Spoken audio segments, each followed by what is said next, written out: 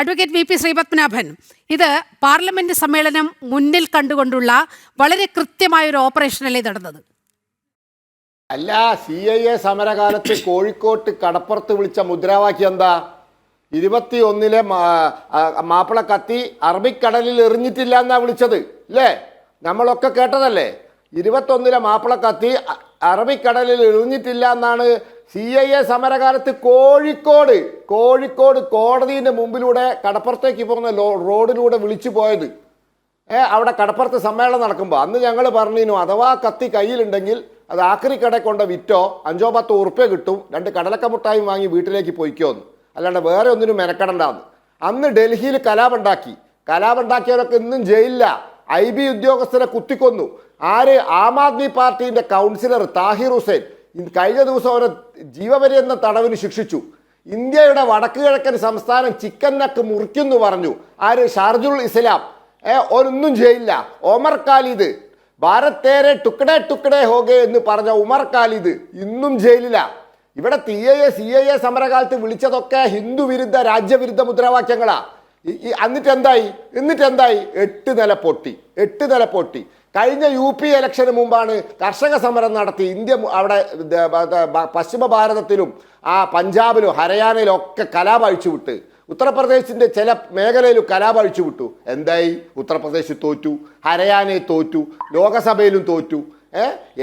ഞാൻ ചോദിക്കട്ടെ, ഇതിലും വലിയ വമ്പ് പറഞ്ഞ ആളല്ലേ മമതാ ബാനർജി? ഇപ്പൊ എന്താ സ്ഥിതി? ഉപ്പ് വെച്ച കലമ്പോലായില്ലേ? പാർട്ടി 3 ആയില്ലേ? ഇതൊക്കെ ഈ രാജ്യത്തിലെ ജനങ്ങൾക്കറിയാം. ഇതിൻ്റെയൊക്കെ പിന്നിൽ തീവ്രവാദ അജണ്ടയുണ്ട്, വിദേശ ശക്തികളുണ്ട്.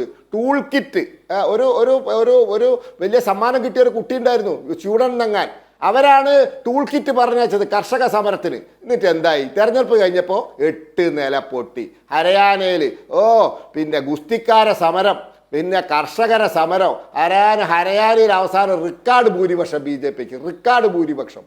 ഇതൊന്നും നടക്കൂല. ഈ രാജ്യത്തിലെ ജനങ്ങൾക്ക് ഇതറിയാം.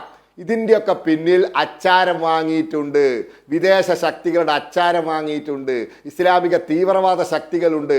അതുകൊണ്ടാണ് അഫ്സൽ തേരെ കാഫിൽ അബി ജിന്ദാഹേദ്, അഫ്സലെ നിന്നെ കൊന്നവർ ഇപ്പോഴും ഉണ്ട്, ജീവനോടുണ്ട്, ഞങ്ങൾ നാണിക്കുന്നു. ആരാ അഫ്സലിനെ കൊന്നത്? സുപ്രീം കോടതി തൂക്കിക്കൊന്നതാ. അപ്പൊ ഇതൊക്കെ എല്ലാവർക്കും അറിയാം ഈ രാജ്യത്ത്. അതല്ല, ഇലക്ഷനിൽ ജയിക്കൂലല്ലോ. ഇപ്പൊ ഏത് ഇലക്ഷനിലാണ് കോൺഗ്രസ് ജയിച്ച്? ആസാമിൽ കഴിഞ്ഞ തവണത്തേക്കാൾ മോശമായി. ബംഗാളിൽ 2 സീറ്റ്, പോണ്ടിച്ചേരി തോറ്റു. തമിഴ്നാട്ടിൽ തോറ്റപ്പം മറ്റേ വിജയിന്റെ വയ്യാലെ പോയി. ആകെ ജയിച്ചത് ഒരു കേരളത്തിലാണ്. 5 സംസ്ഥാനങ്ങളിൽ തെരഞ്ഞെടുപ്പ് നടന്നിട്ട്. അതാ ഞാൻ പറയുന്നത്, ഇതൊക്കെ ഇലക്ഷന് മുമ്പുള്ള അഭ്യാസമാണ്. തെരഞ്ഞെടുപ്പിൽ സുഗമമായി തോൽക്കും. ഒരു സംശയവും വേണ്ട. ഈ രാജ്യത്തിലെ ജനങ്ങൾക്ക് ബീഹാറിൽ നമ്മൾ കണ്ടല്ലേ, കനയ്യകുമാരൻ എവിടെ? കനയ്യകുമാരൻ ഇന്ത്യൻ ചെഗുവേര. മോഡിയുടെ കാര്യം പോക്ക. ഇന്ത്യൻ ചെഗുവേര ജനിച്ചു എന്നാ പറഞ്ഞത്. ഇപ്പൊ എന്താ സ്ഥിതി? ആളെവിടെ? ബീഹാറിൽ 8 നില പൊട്ടി, 4 ലക്ഷം വോട്ടിനാ തോറ്റ്. പിന്നെ ആ വഴിക്ക് വന്നിട്ടില്ല. അതുകൊണ്ട് ഇതൊക്കെ ജനങ്ങൾക്കറിയാം. ഞങ്ങൾക്കൊരു പേടിയില്ല. നിങ്ങൾ കളിക്ക്, തെരുവിലിറങ്ങി അക്രമം കാണിക്കുക. എല്ലാ അക്രമവും നിങ്ങൾ തെരുവിലിറങ്ങി കാണിക്കുക. ഞങ്ങൾ നോക്കിയിരുന്ന് രസിക്കട്ടെ.